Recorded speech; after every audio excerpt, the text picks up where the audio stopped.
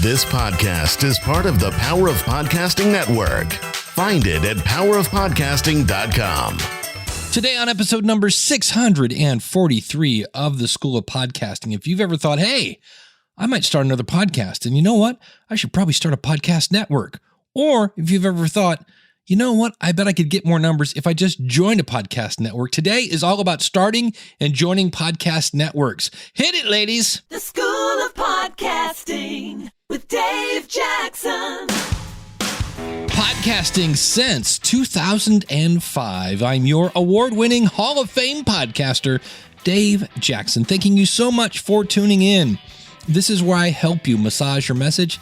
I help you face your fears. I help you tackle that technology and flatten the learning curve and get you podcasting, but not just podcasting, because look, you can go watch a bunch of old outdated YouTube videos and do that. I get you podcasting in the right direction, in the headache-free direction, in the let's keep some money in that wallet direction. My website is schoolofpodcasting.com, and you can save 20% by using the coupon code LISTENER on either a monthly or yearly subscription. And as I said at the beginning today, we are talking all about networking today. But before we get to that, I just got done playing with a new toy. It is the Focusrite 2i2. It is a really cool USB interface, and I want to thank them for sponsoring the School of Podcasting. Number one, not that it matters, this thing's pretty, and it's built like a tank. It's metal. The knobs are super, fluid. Like you turn them and you're pretty sure they're not going to break. And what's great about Focusrite is they've got a model that's going to fit you. Like I'm using the 2i2, super cool. You can plug two microphones into it. Each one has their own volume knob. Check this out. Not sure what your volume is, like what's the right level. Just turn it till it turns red and then back it off just a little. Perfect. Then you got a place to plug in your headphones. You plug your monitors into the back of it. So if you have, you want to have some speakers, plug them into that. Super cool. Or what I did was, what if I want a backup recording? All right, so this goes USB right into Audacity, and then I plug my recorder into the back of it, so now I have a backup. So there's the 2i2, that's what I have. There's also a 2i4 that has 4 outputs out of the back. If you go Scarlett 6i6, kind of like the 2i4, except it's got 6 outputs, and check this out, 2 headphone jacks. That's really, really cool. They really have a unit that fits just about every need you can think of, but I loved it because now I'm on a Windows machine. I downloaded a driver, installed it, plugged in the unit, plugged in a microphone, boom, I was up and running. And I've used other devices where I try to have two, like I plug me in and then I plug in my guitar. And for whatever reason, I could not have my voice on track 1 and my guitar on track 2. And I know you're not a musician, but hey, there's not 2 people in the room here. It's me and a guitar. And with the Scarlett, it was just a piece of cake. I was like, that's the way it's supposed to work. So thank you again for sponsoring the School of Podcasting. I'll have a link out in the show notes.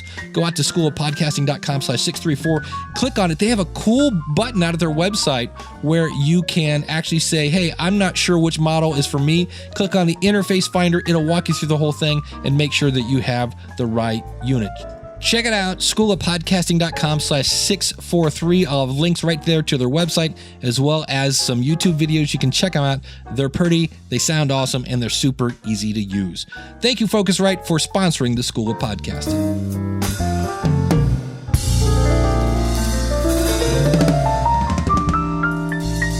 We are all looking for more downloads. That's the honest truth. Who isn't? And some of us think the answer is maybe I should just start my own network, or maybe I should join a network. And sometimes it does help. Sometimes, not sure. And so I reached out to Glenn, the Geek Hebert. Glenn is a great friend of mine. He's been on the show many times, and he runs the Horse Radio Network. He's got a lot of great tips. I reached out to Daniel J. Lewis, the one and only from the Audacity to Podcast, but he also runs Noodle.mx. That's his network. I reached out to Chris Nessie. He was on with me on Ask the Podcast Coach. So I was talking to him about his education podcast at edupodcastnetwork.com. I had Stephen Jeanroux on Ask the Podcast Coach a while back. He does the Gonna Geek podcast. I had Mignon Fogarty. I interviewed her at Podcast Movement back many moons ago.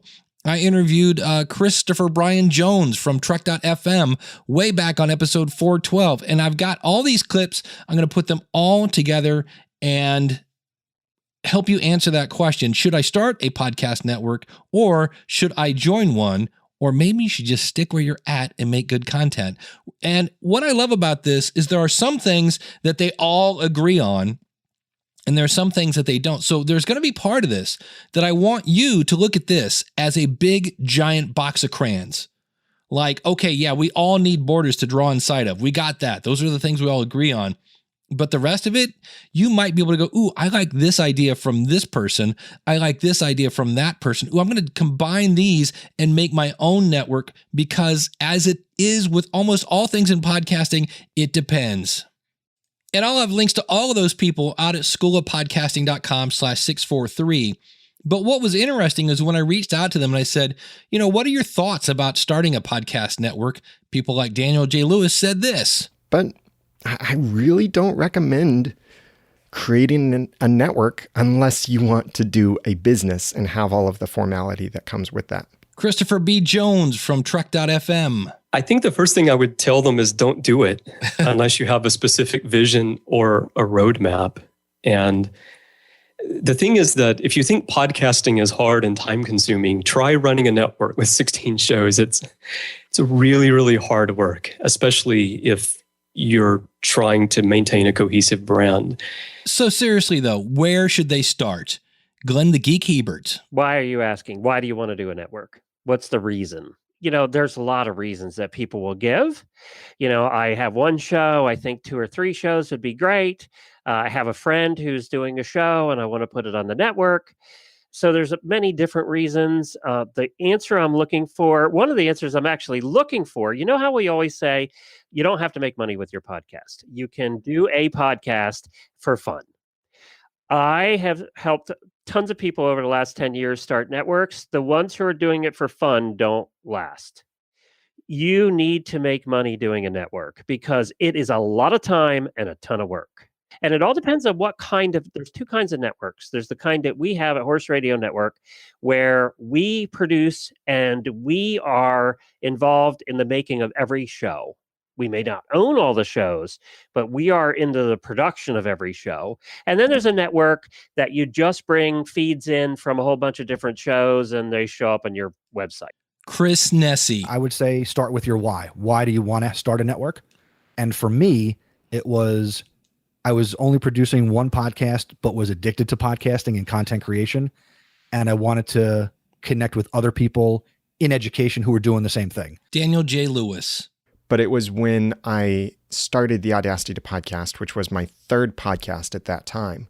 That's when I thought, now that I have 3 podcasts, I want to also launch a network alongside all of this. And it will be one central place where people can get all of my podcasts. And from the beginning, I thought I want to also find other podcasters to be part of my network in a way that their branding is first and foremost. It's not going to be like, this is Daniel J. Lewis Network or something like that. I wanted it to focus on them and their content. And so even though the network started with only my own content, I always wanted it to be bigger than myself. Glenn talked about the 2 different types of networks. Here's Daniel J. Lewis to expand on that. Start a network if you're prepared to run a business. And it goes into what different kinds of networks there are. Like there are clubs where we're just like associated with each other. We're not really running in a business together. And there are the more formal networks where it is a business. And these are like partners or like contractors to the business. So we heard about the different types of networks. There's the I'm going to run this as a business, or I'm going to run this for cross promotion. And we're starting to hear how podcasters have an idea of what is the purpose of the network. Let's listen to Stephen Jeanroux, who does a type of network that is strictly designed for cross promotion. We're all here just trying to help each other really just grow as podcasters and really kind of scratch each other's back, so to speak. It's sort of like a web ring back in the day with modern technology. That's the way that I look at it, is we're all just trying to help promote each other. Don't you remember the web ring that you go on and you click next? I'm on the next site. Yeah. So it's just like that we're all just there to try to help each other. So sponsorship, everybody's property remains their own. I don't monetize the network I don't sit there and try to monetize the network itself. So that's why everybody else's property remains their own. They pay for their own hosting. So what they do with it is up to them. We only have a few requirements. For example, we do require everybody to use an approved network pre-roll, where at the beginning of the show says they're part of the network. And there's a little disclaimer in there that their opinion is their own and not of the rest of the network. So that's the main requirement that we have. So primarily it's like a really cool cross promotion, little directory of geeky shows. Absolutely. Very cool. And again, there's no judging here. Make a network if you want to make a network. Again, as you'll hear here, it's a lot of work. Whatever style you want. This is the style of network that Glenn over at horseradionetwork.com has. We're talking about you truly want to build a network that you own the space, that you own that. Not maybe all the shows on the network, but you're involved in all the shows that are on the network. That includes, choosing the hosts and all of those things that we'll go through here. So with the Horse Radio Network, we are really involved, even though we don't own all the shows, we're really involved in the production, and we can reject any content of any of those shows, even though we don't own them. They're going on the network, and we reserve the right to control the content of those shows too. Partly because if it's on your network, you're going to get sued too. So if there's a lawsuit going to come out, they're going to sue the show and they're going to sue you, and they're going to assume you have the bigger pockets. Now, earlier we heard Steven say where he has a disclaimer at the beginning of his show saying that the opinions of the host do not reflect the network. And when I kind of brought that up to Glenn, he said, yeah, but that's still not going to stop people from suing you. Even if they are suing you in a wrong way, you still have to pay to go, those people are idiots. It's not our fault. So keep that in mind. But so how do I start a network? I always say it's a business. When you start a network, your show now goes from a show to a business because you're running a network. And the idea of most people getting into networks is they want to make money with it at some point. If they're not making money now, they want to make money at some point. So you immediately, when I started the Horse Radio Network was when we started our first show. And we started the LLC at the same time. I had no money. I had no listeners, but I knew what I wanted to have in the future. So it was Horse Radio Network LLC at the day we put out Stable Scoop episode 1, which was our first show, first episode. So you have to make decisions like it's a business. That's what changes when you're running a network. If you're running a network and you want to make money, you have to treat it as a business. It's not a play toy. If you were doing, and all of us have shows we do for fun, right? And those shows I treat them differently than I do the ones on the network, because the ones on the network are a business and I have to make business decisions. So that's the first thing. You have to be thinking of it as a business. So as you start out, sure, you have to figure out, is this a cross-promotional tool? Is it a business? Is it both? But you really need to first figure out what is going to be on your network. I ask, what will your network focus on?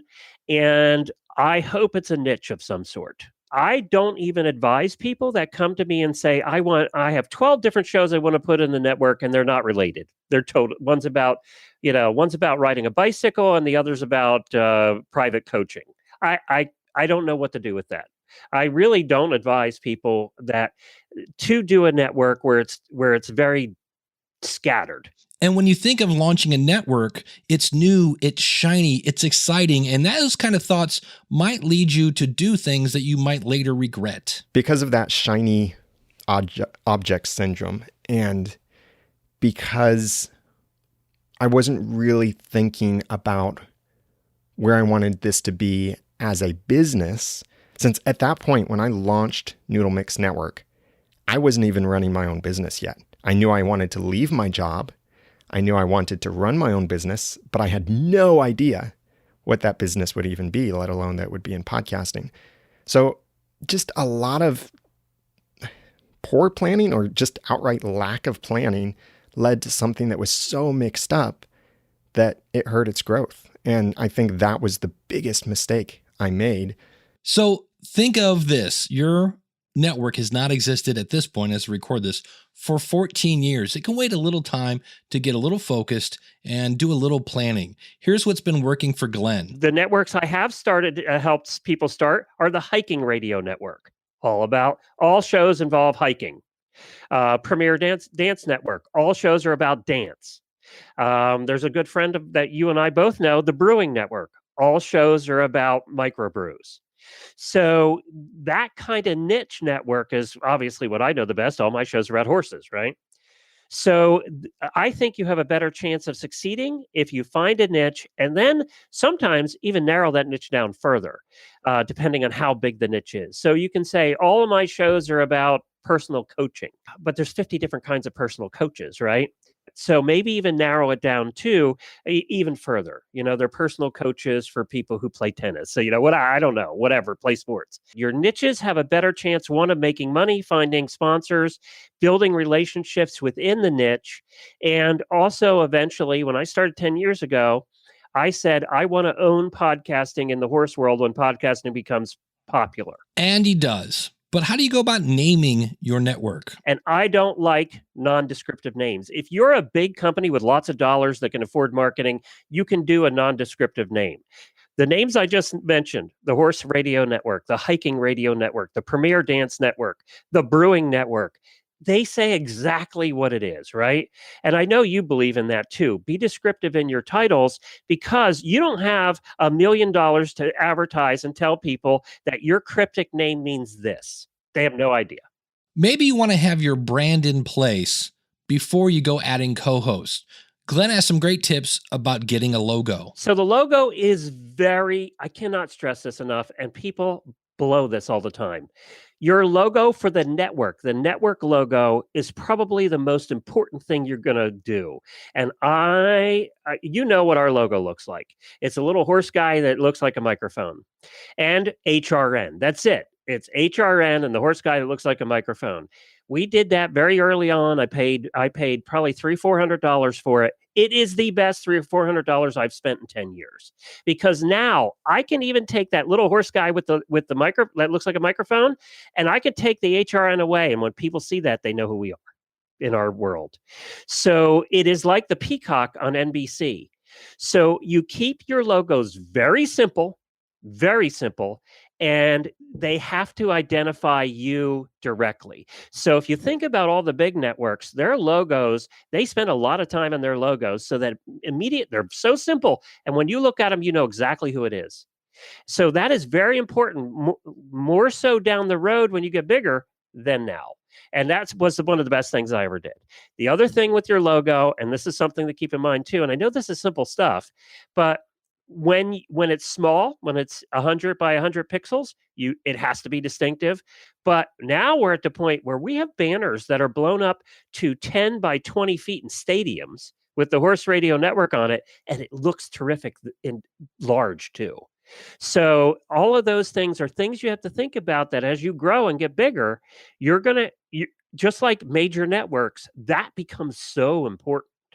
And it's something you don't think about when you're first starting out, but you should. The other thing is, I believe in, if you're going to have a network, have the initials be good. So like HRN.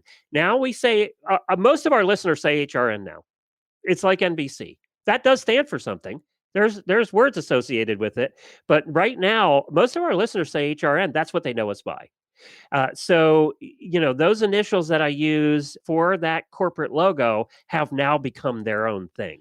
And be careful thinking you can make your own logo. I've tried this. I am okay in different photo programs, but in almost all cases, when I have somebody else who is an actual graphic designer, they always do it better. Another great tip is you probably want 2 different versions of your logo. Yeah, we have 2. The one that's rectangle, we have HRN, but we also have the word spelled out. Horse Radio Network, because you have room for that. The square one is just HRN. Which will look good on a mic flag. It looks good on a mic flag. It looks good on a t-shirt. It looks good anywhere, on hats. So, all of those things you have to keep in mind. It really is something that you have to think about the future. If you want this to be a large network, you have to treat it like a business, and you have to think about the future. And podcastdesigns.com did my logo. They did Glenn's logo. I'll have links to everything out at schoolofpodcasting.com/643. There's 99 designs, but you don't have to spend $1 million. But what if you go, I've only got one show? Can I still start a network? Yes. Start the network immediately. So if you know you're going to start a network with one show, or you have one show already and you want to start a network, start your network. Buy your network name immediately. Don't let that go. So as soon as you decide a network name and get your artwork done, buy that name, the .com, whatever you want to buy, as many as you can afford, and then build that network out. Immediately put the bumper like Dave has, like I have at the beginning of your episodes, even though you only have one show on the network. This is the Horse Radio Network. A lot of people resist that because they say, well, it's not really a network. But what you're doing is you're building the branding from the start. You're getting that in their head. They don't care that there's only one show. They're not sitting there thinking, that jerk only has one show and he calls it a network. They're just wondering if they like your show when the next one's coming out. But you're building that brand in their head every time. Don't waste time by not building the brand. So as you start to shape things, you might also start to consider, what are you going to do? What are your hosts going to do? What is the whole purpose of your network? Here's Daniel J. Lewis. To help the podcasters who are independents, I still consider the podcasters on my network to be independent, to help them take a great show and make it even better, and to work with similar podcasters for a sort of a rising tide raises all boats kind of thing, where we could support each other. We could leverage the overall reach of the network for greater good. And of course, a business model to all of this as well is helping the podcasters and the network to monetize. And of course, every network is going to be different. Here's what Daniel does for the people on Noodle.mx. I see my network as providing more of the back end and the big picture help. So as it comes to individual episodes, the podcaster is very much in control of their own content, their own show notes. They write their show notes, they manage the editing, the uploading, the media hosting, all of that. The kinds of things that I then provide for them is I provide the website hosting on a powerful server. I provide the WordPress backend support, which is more than simply a WordPress website, but I have a lot of premium plugins that I've purchased developer licenses for so I can install them on all of my sites. So they get all of these extra features that they would otherwise have to pay for, like Pretty Link Pro, for example, is one of the things. So they get the features and benefits of that and some affiliate plugins and such. And then there's the big picture aspects of helping them with their branding, like designing their cover art, banner images that they need for their site so that the visual branding of the network is fairly consistent. Then the advertising that we work with, we started working with Jessica Kupferman, and now she's sold that business over to True Native Media. So that's who we work with to work on our ads. So it's that big picture stuff that I'm supporting, letting the individual podcaster really function as an independent podcaster, even though they are part of a business-oriented network. So you've done some planning, you've set some expectations, you defined some roles. Now it's time to maybe actually add a show to your network. The way I recommend people, if they're looking at starting a network, is start with a general show about your niche. So we started out with a show called Stable Scoop that was about everything in the horse world. It was a little bit of everything. It didn't focus on any one thing. The reason I recommend that is it appeals to the widest audience in your niche. So you have a chance of drawing everybody in that niche. Let's say it's hiking and you start a general show about hiking. You're going to draw everybody in the hiking world into that niche. You're into that show. It could be interested. So that when you start doing nichier shows, when you start siloing out your niches, then you have already a large base that some of those people are going to be interested in. So I do recommend that you do a general show in your niche and then start siloing it out and breaking it down from then on. What I also recommend at the start is make a list of all the potential shows that could be in your niche over the next 5 years. So if you know I'm doing a hiking show, I'm doing a hiking network, and I want to do a specific show about the Appalachian Trail and one about the Pacific Crest Trail and one about trails in Europe, and we're going to have all these different shows, make a list of all those potential shows and keep that handy, because the next thing I'm going to tell you may seem weird, but it's the way it happens is the shows are going to find you when they're supposed to start. So I never went out and looked for a specific show. I always waited for the show to find me. And what that means is doing the general show we did, I would interview somebody and I would go, oh, that person knows a lot about this niche and they're a great guest. They would make a good host. So I always found the hosts and built the niche shows around the hosts. So you know as well as I do, people come for the content, they stay for the hosts. So your hosts are your most important part of your entire network. And that's why I build the shows around the host. So I may have started shows in a different order in the niches that I thought they would go initially, but it's because the host showed up in my lap and it worked out that way. So don't be married to, I got to do shows in this order, because that's not the way it's going to work out. Christopher from Trek.fm. And so then I will also outline possible topics. A long list of these are things we can cover on the show, so we can make sure that we've got a dozen or 24 or more topics, because sponsors need to know what topics you're going to cover as well, so that the sales staff can go out and actually sell advertising for the magazine. So that's important as well. Daniel J. Lewis. I wanted shows that were only clean, because I knew that already I was attracting a family audience. And I prefer clean content myself. So that was one main requirement. And over the years, the other requirements changed as well to recognize what could I work with. So certain limits, like a show that already delivers about 500 or so downloads per episode. That's easier to work with than a show that only gets 100 downloads per episode. And I know I'm saying 100 or only with quotation marks around it, but looking at this from a network perspective, what is easier to leverage to not only grow the network, but also grow the other podcasts? And there were other things too, like, is it good content? Is it content I would listen to? Is it content I think other fans of my network, which that right there is a bad assumption, but other fans of my network might also enjoy this other content? I believe all of our contributors today would say they've had people bring shows and ideas to them. And what if you're like, hey, you know what? I want to start a business. It'd be great to start a business with my friends. Well, that's what Mignon Fogarty, you might know her as Grammar Girl from the Quick and Dirty Tips Network. That's what she did. And here's how it turned out. Yeah, my friend, you'd be good at a show. Well, because that could be fun, and it could also get sticky, because they always say, don't go to work with your friends, or don't, work for your friends. How did you handle setting that up? Like, if somebody wants to set up a network, what are kind of like networking 101, like setting up, because there's going to be money involved now? And Yeah, it was actually really tough, and I would say don't work with friends again. I mean, mostly it was really good, but there were some really tense moments and problems, and that made me sad with, when you're dealing with friends. Sure. So, I wouldn't do it that way again. You just have to be very businesslike, and you have to have contracts, and you have to make sure, I had contracts and I was really clear, but my friends, they were like, well, I did it because I was your friend and I thought it'd be fun. And then when I partnered with Macmillan to do the network, it became a real business. And suddenly everyone's looking at their terms and saying, well, that's, I was doing it because I thought it'd be fun to do it with you. And now we're like this business with a big publisher and it's totally different. So, But so none of those original people are still with the network. And that was one thing. I mean, even for Grammar Girl, like, I didn't imagine that I would do it forever.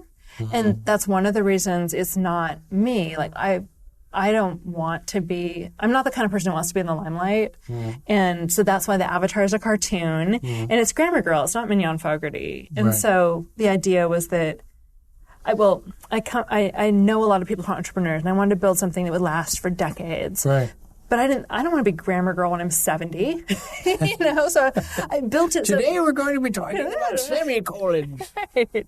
So I built it so that we could swap hosts, so that new people could come in and take over. And so that, turned out to be really good, because podcasting is a grind, right? And some people just found that they didn't want to do it anymore. And so we could bring in a new host for the show and keep that show going that had an established listener base. What a great way to plan for the future. Well, if this was a movie or a play, there'd be some sort of audition process, and that's what Chris and Glenn do. Because everyone on my network is someone who I've met and gotten to know them, because we have a show called The Ready Room, which is our second oldest podcast And it's a roundtable discussion about Star Trek. And it's a great way for me to bring new people into the panel and get to know them and how they view Star Trek and how they interact with others in a discussion setting. And from there, I can figure out if they are good hosts for their own podcast. Yeah, I always audition the host by not telling them they're being auditioned and bring them on as a guest, because you and I know in 3 minutes, you know whether that person's going to be that you're going to be able to work with the person. One, that you want them on your network representing the Horse Radio Network too, and that they're just going to be a good host. You kind of get a feel for it after a while, and if you're going to know what you like and what you don't like.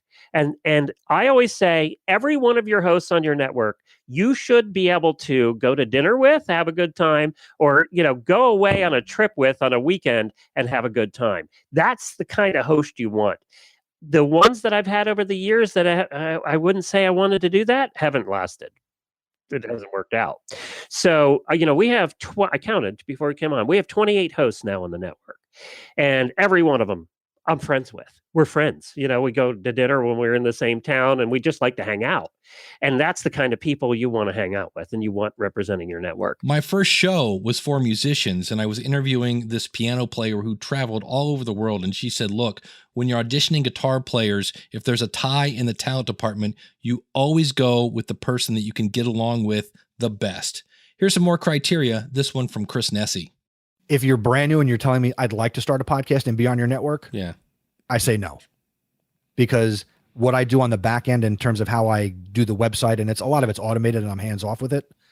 I don't want to go through those steps to add you. And then in 3 episodes, you're like, and I don't even hear from you. And now your podcast is dead. If you're on SoundCloud, I try and coach you out of that. So I have a bias towards people who use SoundCloud, and even Anchor a little bit, but it depends on who you are and what your show's about. So I don't know. I'm really kind of weird about it. I listen to your audio quality. Yeah. If you sound like you're sitting in your faculty room around a Blue Yeti and like the audio quality is bad, I'm not going to take you. So if you listen to the shows that are on it, they're higher quality, and I'm not even so much concerned with the content, because I'd love to get subject specific podcasts, whether it's history, science, right. I'm looking for good quality sounding audio. So that way there's a certain image I want to have. I also ask people questions. Like I'll say, okay, I'll listen to your first and last episode and answer some of these questions. One of which is, how do you grow and learn as a podcaster? Mm-hmm. And, why do you want to join a network? And if their thing is, I want to get my show in front of more people and kind of basically ride your coattails of what you're doing, that's a no for me. Yeah. If they tell me that, they're doing stuff that, from learning from people like you and other podcasters, that it's like, well, you're doing kind of shady and not the best way of growing as a podcaster. Right. You're out, because I don't want to be a part of that or have you sully my waters. Stephen Johnrue from Gonna Geek. What we actually have is there's a few of us, myself, there's SP, my co-host on Better Podcasting, Chris Farrell, and Cody Goff. And we all are part of the committee, the Gonna Geek Network Review Committee. And we get applications and we ask people to submit some information, and we review the podcast and see if we think they're a good fit for the network. It's not always just one specific thing. Like, we're not looking for a certain level of audio quality, or we're looking for them to talk specifically about this genre. We're looking for the overall fit, because as I mentioned, we are all hobbyists who are really just sharing the passion. So we want to make sure that they're the right fit. And there's lots of podcasts that we say no for reasons like quality. There are some that we say that no, we just don't think that your show is in line with sort of the tone of the network. So we all look at it. We all talk. Ultimately, it is my decision. I am the owner of Gonna Geek, but I do value all of the network members' opinions. And over the years, there have been other people who have been on that. We used to have 7 people who would look at it, but it can sometimes be a little bit time consuming. And I just solicit feedback from the network. Congratulations. You've identified a new host for a new show on your network. It's time for things to get a little awkward. And that is, you have to create a contract that clearly identifies the roles, expectations, and responsibilities of the network and the host. Glenn Hebert, Horse Radio Network. So we have contracts everywhere. All right. So our hosts have agreements. And the agreement, if it's a Horse Radio Network owned show, we own the shows and we're paying the host, then we own the content. That's written in there. They have a 30-day out. All of our agreements, even advertising agreements, have that. So they have a 30-day out. They can bail out and go away in 30 days. And I don't want to keep a host around that doesn't want to be there anyway, right? So I just replace them. If the show's worth keeping, I'll try and find a substitute for the host. And I've had to do that over the years. We've been in 10 years. Some of these shows are 8, 9 years old. We've had to replace hosts because you know how people's lives go on. That's right. Babies happen. But if the show is worth it, then you find a new host. And in many cases, our numbers have gone up after the host has left. Because, it brings fresh life. You get new ideas. And that's usually what it is. It's not the host was terrible. It's just there's new ideas coming in to the show. So if it's an affiliate show where they're coming to us and they own the content, we have a very lengthy agreement with them that says a couple of things. And this is important too, because you're going to run into this. These are all things we run into. Is now we're doing their production and now they want, me, I believe in consistency and never missing episodes. So it is actually written in the agreement with the affiliates that if they miss an episode, if their hosts don't show up to record an episode, we will put an episode out. We'll do a best of, we'll cobble an episode together. We charge them for that episode and we fine them a double amount. So we charge them twice for that episode. So they have to pay the normal episode fee and double that in a fine for not showing up. So guess what? They don't miss episodes. I'm going to say that solves that problem real quick. They never miss episodes. So that's important to keep your consistency up because they'll play games with you. That solves the games right from your contract from day one. We had one that wanted to quit. We do a 6-month or a year contract. We had one that wanted to quit 2 months ahead of their year contract. We billed them for all the remaining episodes and they paid it. Nice.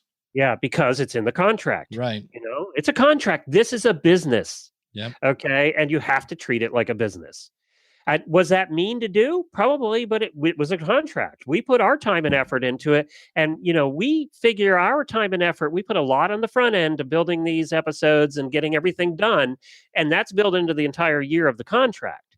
So, we know we have to make a certain amount of money to make profit over a year's period of time. So if they cut out 2 months ahead of time, then we're losing money, and it could be your profit you're losing in that 2 months. Probably is actually. So you have to do that. So there's contracts all the way around. Another thing the affiliate agreement says, if they decide to break away from the Horse Radio Network, they own the show. Let's say it's a magazine doing it. They own the show. They want to break away and do it themselves. They can do that after the year contract.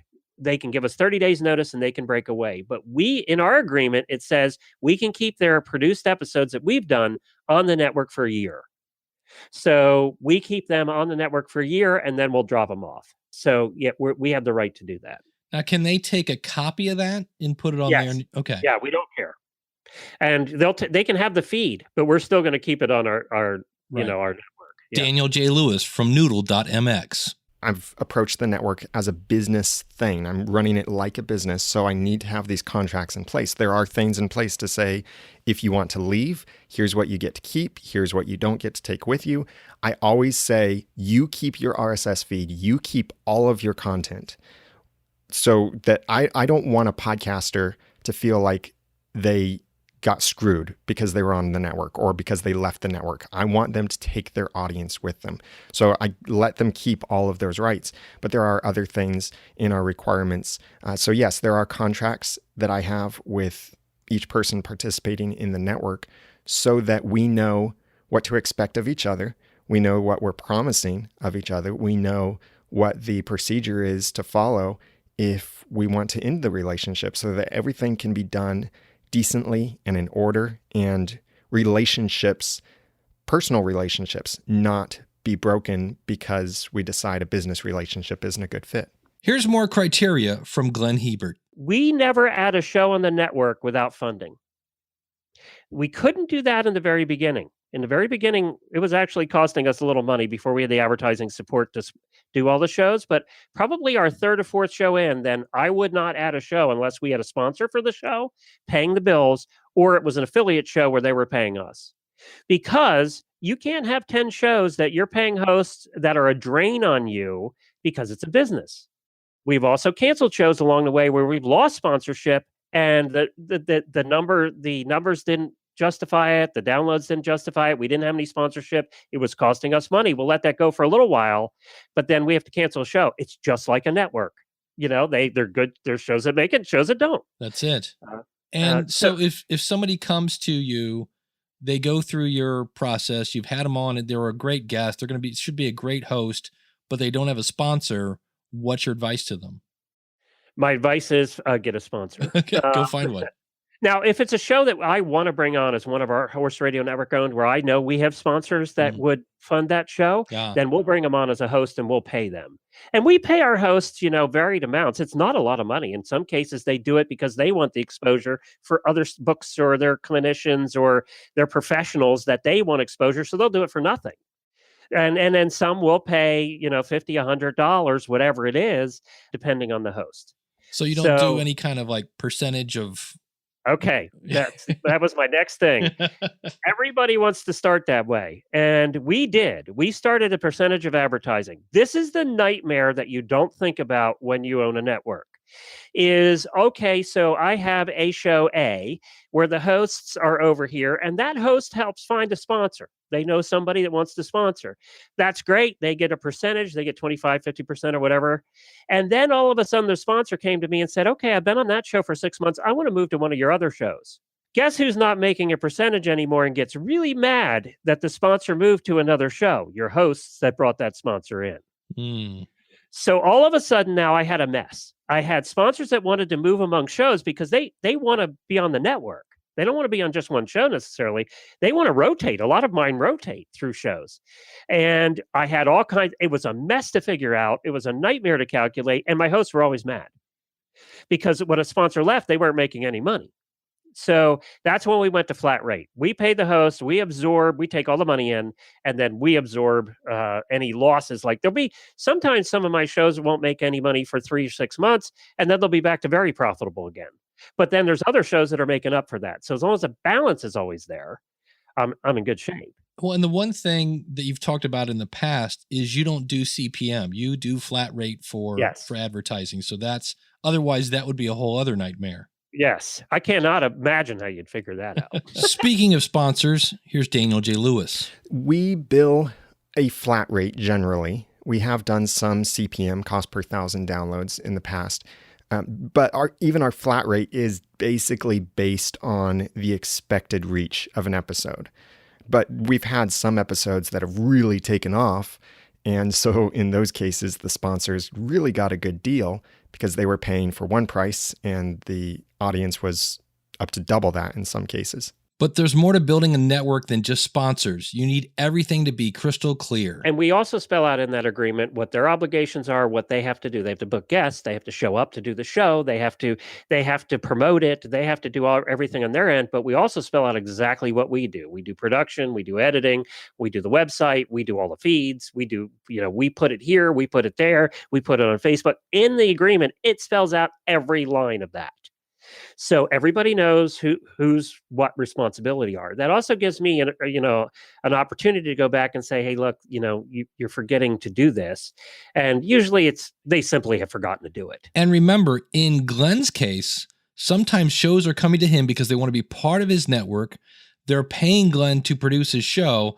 What happens if that person, for lack of a better phrase, loses their mind and starts saying really stupid stuff? Well, we have the right in that agreement to take out anything that's said in a podcast so we can edit it out. So when our producers are doing the show, they know what we're going to flag. If it's something that, it's controversial or political or whatever, they then contact me before it's even edited and say, here, take a listen to this. And then I'll contact the host and say, we can't put that in. So we take it out even before it goes out on the air. So we have the right. It's one of the advantages for us producing the shows. Right. We have the right to that anything that's said that goes out on the air. Because again, you're both getting sued. But by having those awkward conversations, getting the contracts involved, you avoid situations like this. Very rarely do I have to go to a podcaster and say, hey, such and such, that's not really fitting for the network. I think that's only happened once. It avoids 99% of the crap. So as the manager of the network, you're probably going to be the person knocking on doors and trying to get sponsorship, and realize that sometimes your host might be able to actually get their own sponsor. This is something you have to have in place. We do offer the host, though, a commission for leads. So if they give us a lead and they're instrumental in helping us find a new sponsor, we'll pay them 25% across the board. No matter what show they go on, it doesn't matter. We pay them like we would pay a salesperson.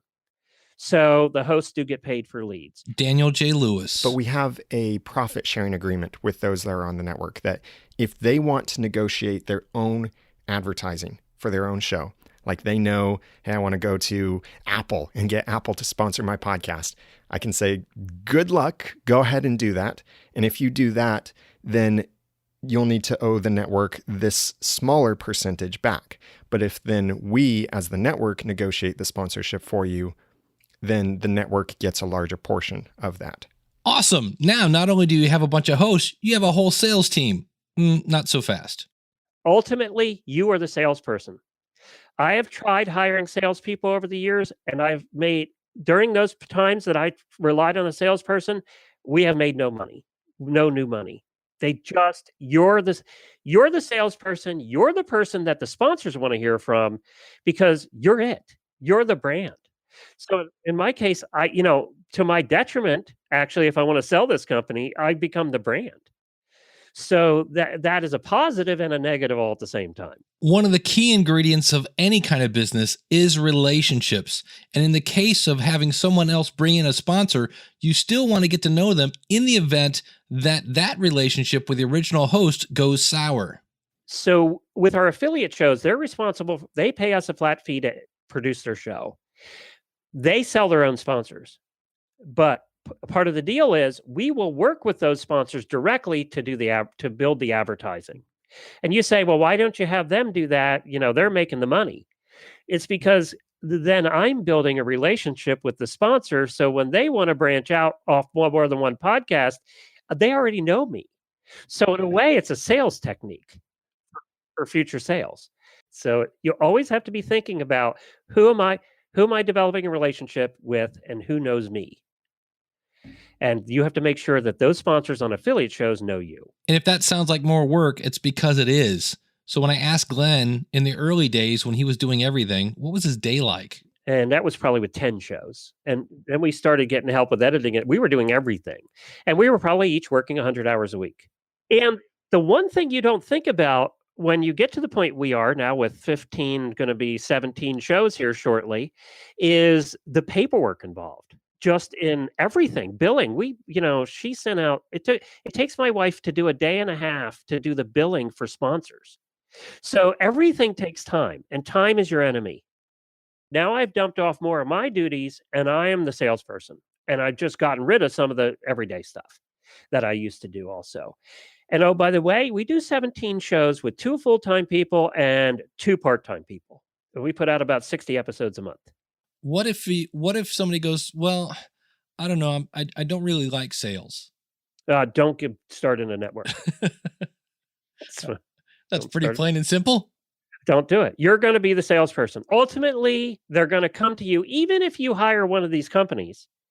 They ultimately want to talk to you. I mean, at some point, somebody wants to talk to you.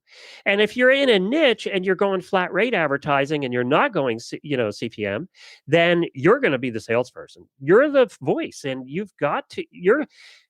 we are all in sales. I don't care what you're doing. You're in sales. Even if you're a host on a show, you're in sales because what you're doing is selling your message, right? You're always selling. We're always selling. People don't like to look at it that way, but we're selling a message. We are selling, trying to get new listeners. You're always selling. What you're selling is your content, but you're selling it. And you might be thinking, but I'm going to sell ads across my entire network. Well, remember, depending on how you planned your network, depending on what type of shows are on your network, that may not be the case. I have never had an advertiser that went on all of the shows on my network because it's so mixed up. Now, I have had advertisers that because we have 2 productivity podcasts, Beyond the To-Do List and The Productive Woman, I have had advertisers go on both of those because they see it as, wow, this is cool. 2 separate podcasts with some crossover audience, but also kind of appealing to 2 different audiences, but about the same topic. They see it as a win then, and they get a special deal if they're doing both podcasts. But for like Asana, for example, might make sense to sponsor The Productive Woman and be on the to-do list, but it doesn't make sense for Asana to sponsor a podcast about the TV show Once Upon a Time. So we didn't have crossover like that. In the same way with our TV show fan podcasts, when they've had sponsors, the sponsor would not at all be interested in the audience for the other podcasts. And that, again, was a mistake I made in building the network. I think you get the picture. Things are really busy. You have a lot of things in the air that you're juggling. And sometimes things sound like this. I do have an agreement that the hosts have signed when they joined the network that said they would cross-promote and such, but I didn't really enforce that all that much to say something like, hey, this month, everybody promote this new show or this special episode or something like that. We don't get very formal about that, and that's a mistake, I think, on my part. And congratulations, the first episode of the new show on your network is ready. And oh yeah, what are we going to do about the website? I think this really depends on the kind of network that you want to have. And I've certainly made a lot of mistakes in how I've run my own network. And I would not recommend anyone to model how I've done my network in creating their own network. But yeah, when it started, I was so excited that, hey, everybody, these separate websites for our podcasts are now going to merge into a single website that has all of the podcasts from the network. Because I was looking at other podcast networks like Twit, Revision 3, GSPN, many others, where they had a single site and all of the podcasts existed on that site. But a problem that I realized with that is one of the inherent problems of my own network. And that's that my network is so mixed that the individual podcasts are not necessarily relevant to each other. And that's a big problem. I mean, right here, I'll tell you, if you've got podcasts that are all over the map, don't put them into a network unless it's just some kind of club or something. But like when you look at Twit, they're all podcasts about technology, something that happened in technology within the last week. My podcasts were a comedy podcast, a Christian critical thinking podcast, a podcast about podcasting, a couple TV show fan podcasts, some productivity podcasts. It's all over the map. So what I realized is that having them on a single website was hurting each one of those podcasts from really being optimized for growth. So if you went to, at that time it was noodle.mx for the everything, if you went there looking for a comedy podcast, you might instead see the latest episodes for a podcast about podcasting or a podcast about a TV show, and then it doesn't seem as relevant. And then the branding of it too would be the network branding much stronger than the individual branding, and then thinking about advertising and promoting affiliates or banners or whatever. Any of that was becoming much more difficult because the network was so diverse. I couldn't really make any one thing strong. It's like people say a jack of all trades and master of none. That's what my network was like. And so I decided to split those out into separate domains running with a WordPress multi-site backend, which is a technical thing. Just they're separate websites basically to the public. That was much better, I think, because then the Clean Comedy podcast could focus on being optimized for that audience. The productivity podcast could be focused on that audience. And the branding was focused. The advertising was focused. Because it was so diverse, it made so much more sense for my own network for each podcast to have its own website. Here's how Glenn handles his website. Build a website with the network name, have a landing page for each show. One website is what I recommend for the network. I started out, made a huge mistake of having a separate website for each show and then having a website for the network. Well, that means I had to duplicate every post that I did. And now 10 years later, we're duplicating every post on 15 shows. It was the biggest mistake I've made. So new shows now, we're just putting them on the main site on the Horse Radio Network with their own landing pages. And I recommend a network website with all of your shows, have separate landing pages and sections. You can do that now with Divi Builder and things. It's much easier to have, to do that. And I'll have links to the Divi Builder out at schoolofpodcasting.com/643. Here's how Chris Nesi automated some of the website duties. It's a Google Blogger blog website that I kind of pimped out with a theme.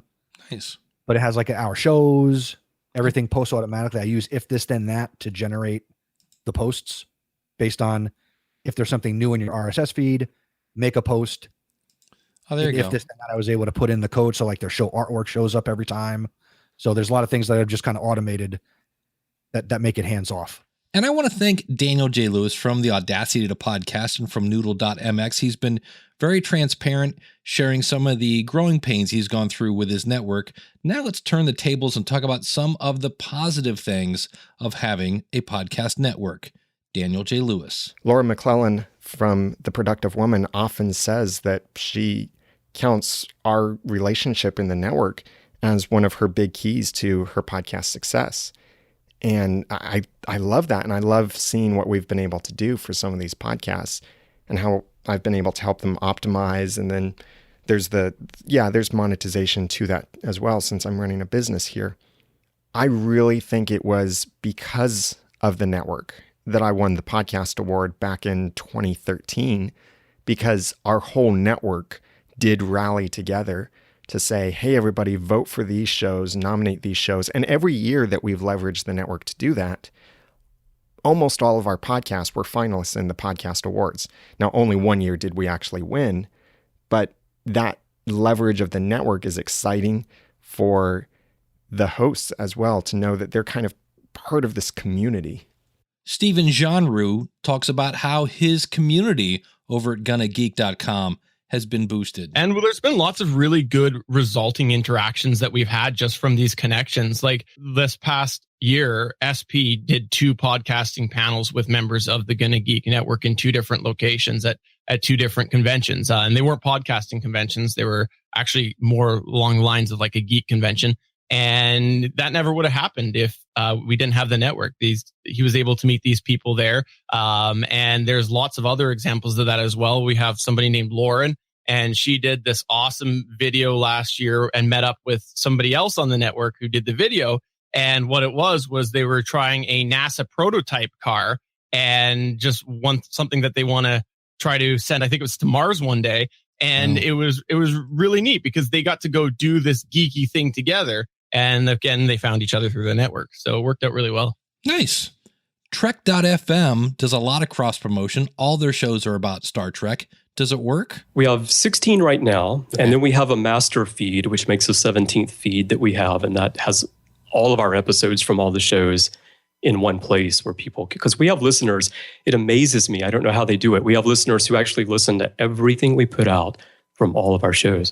So the podcaster is benefiting. What about the sponsor? But you also make sure that the ad reads are good too. I mean, you're also quality controlling the ads to make sure they succeed, because you want that sponsor, even on an affiliate show, to succeed. One, the affiliate show will be around longer. And we have about a 70% retention rate on our sponsors over 5 years. Nice. Over 5 years. So, and by the way, nobody ever asks our numbers. Really? Nobody. And not only can you harness the power of your co-host as a network, you can also harness the power of your listeners. Glenn the Geek. We did our own app. And I know you can do this for Libsyn with networks now, right? Mm-hmm. Yep. You can do your own phone app or mobile app. We did our own years ago. And actually, we got lucky because one of our listeners had something they wanted to sell and advertise, and he was also an app developer. So we made a deal. We would run advertising for a year if he'd build our app. So that was nice. And he's still doing it. We still pay him to do the app all these years later. We get about 25% of our downloads from our own app now. We just did the World Equestrian Games, 15 days of shows at an event, all day, every day. We did shows every night, wrap-up shows, interviews all day. It was the most tiring thing I've done in a long time. In the middle of a hurricane, by the way. In the middle of a hurricane, yes, exactly, in North Carolina. We picked up 1,000 downloads to our app in those 15 days. Wow. So, we average, I would say, I just looked at that. We average about 500 downloads a month on our app. So it has paid off having our own app over time. The reason I believe in having your own app is you have them in your walled garden. If they're coming in to listen to one of your shows, they're more likely to click on another show and not get distracted by NPR. Right. Because they're in your app, and they're more likely to go, well, I'll try that show. I'm in here and all I have to do is hit play. They don't have to do anything. They don't have to subscribe. They don't have to do anything except hit play. So I think that's really helped us over time. So there's a great example of Glenn knowing his audience and putting pieces, in this case, an app together to make it easy for them to consume his content because his audience may not be that technical. And that brings up a great point. We've talked about how the podcaster benefits and how the sponsor benefits and how the cross promotion is working. Daniel J. Lewis brought up a great question when it comes to starting a podcast network. I think we should also think about the benefit to the potential podcast listener and how your network can help them. And that's where I think also the type of network that you decide to make matters a lot. Focus on how your network can provide better value to your audience.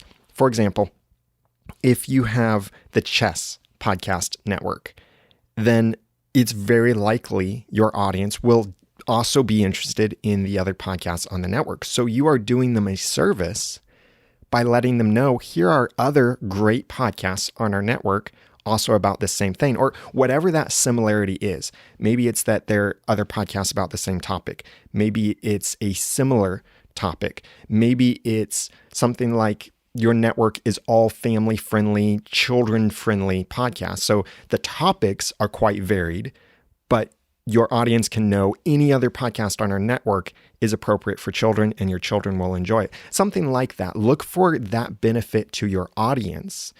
And that makes your audience much more loyal too. You'll see crossover in your network just by the nature of people like you. So if you have a network where you do other podcasts, then they're likely to check out your other podcasts too. Not all of them, but some of them, like even in my own network. So I did the Clean Comedy podcast, the podcast about podcasting, and a podcast about the TV show Once Upon a Time. I've had audience members who joined us first for the comedy podcast, and then they heard that we were starting a podcast about a TV show. So they got interested in listening to that other podcast. So they started watching the TV show so that they could listen to our other podcast. And then there have been some of those people who went through that path and then decided, I want to start my own podcast. And then they check out the Audacity to Podcast. So they consume the different content because they've gotten to know, like, and trust the hosts. And even when Once Upon a Time was ending, I think the most common question that we got from our audience is, what's your next TV show fan podcast? We want to listen to it. Whatever it is, we want to listen to it. And that's a great power, a great value that you can provide to your audience. And that, I think, should really be our focus when we're thinking about making a network is, how is this network going to serve the audience better? Well put, my friend. And you might be saying, Dave, you haven't chimed in on any of this. Don't you have a network at powerofpodcasting.com? Well, Daniel can explain it like this. And you could apply that same thinking to your own podcasts as well, that you might not necessarily, if you host 5 podcasts, you might not have to make a network, but you could simply say, hey, if you like my podcasts, check out the other podcasts that I host over at powerofpodcasting.com. And that's exactly what I did. I had somebody once that said, hey, I found your show. I didn't realize you did a show for musicians. And I said, yeah, I did. Are you a musician? He goes, no, but I think you're funny. I've been listening to it, which I still kind of scratch my head on, but okay, that's flattering. So if you ever want to see all the shows I do, you can go over to powerofpodcasting.com. I'm actually going to be working on that site in the future. I did find out it's a really old website, needs some work, and right now is running dirt slow. So great timing on that, Dave. Yeah, I think that's one of the last websites I have that is not run on a WordPress optimized web host. That's just good old-fashioned web hosting. I do not recommend that. I am looking at installing the Bolden WordPress theme from Second Line Themes. Of course, link in the show notes. That one's going to be an affiliate link at schoolofpodcasting.com/643. I've heard some things about it. I know Marcus Couch is using this and a couple other things, but I haven't used it yet, and I'll be reporting on that in the future. Now let's flip it around. We've heard all the details from everybody that contributed. And again, everybody will be out at schoolofpodcasting.com/643. But what if you go, this starting your own network thing sounds like a lot of work. what if I want to join a network? Well, it's going to be kind of the same thing as if you wanted to be a guest on somebody's show. You got to make sure, is your show a good fit? We heard Daniel say, look, I do a clean comedy show. All my shows are clean, and you're coming in and your show is called Marty McFace in the holes, mother or whatever's. Yeah, I don't think your show is going to fit. So this does mean you're going to need to do some homework. Now, the other thing you might want to look at is see on their website, are they taking submissions? Because there may be something on the website that says, yeah, we're not. The other thing, are they going to require that you change your media host? So if you're on Blueberry, do you need to move to Libsyn? If you're on Spreaker, do you have to go to Podbean? Because realize when you do that, if they say, yep, you got to move, you're going to lose your stats. So you definitely want to export those, whatever system you're using, to keep for historical purposes. The other thing, do you have to redirect your feed? Well, if you're switching hosts, you're going to redirect your feed. But again, it's something you want to ask. But more importantly, you want to know that in the event you decide to leave, will they redirect your feed? In other words, are you able to take your audience with you? That's a biggie. Because if they say, deal breaker, not going to work. Here's a big one. Go to their network, see who's on it, and then ask them, hey, can you tell me what were your numbers like before you were on the network? I'm thinking of joining. And what were your numbers after you joined the network? Now I realize that's kind of rude. You don't normally go up to somebody and go, hey, tell me about your numbers. But I think if you explain, I'm thinking of joining the network, and you might want to do this to a few people, because just because you find one doesn't mean everybody's going to do that. But you might want to ask again, try to do that somewhat tactfully. Ask them again for the details if you're bringing in your own sponsor. So we heard how both Daniel and Glenn will cut you a deal if you bring in your own sponsor. That's kind of cool. Also, if part of the bonus of being on the network is they're going to rotate a banner, like an actual image banner on the website, to that I just simply say, really? Ooh, zing. That's a bonus.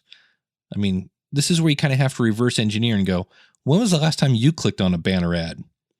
Also, is the platform built on some sort of non-free service? So if they go, yeah, we're building our network on Anchor, to which I just say, they've spent $14 million. They haven't earned a dime yet.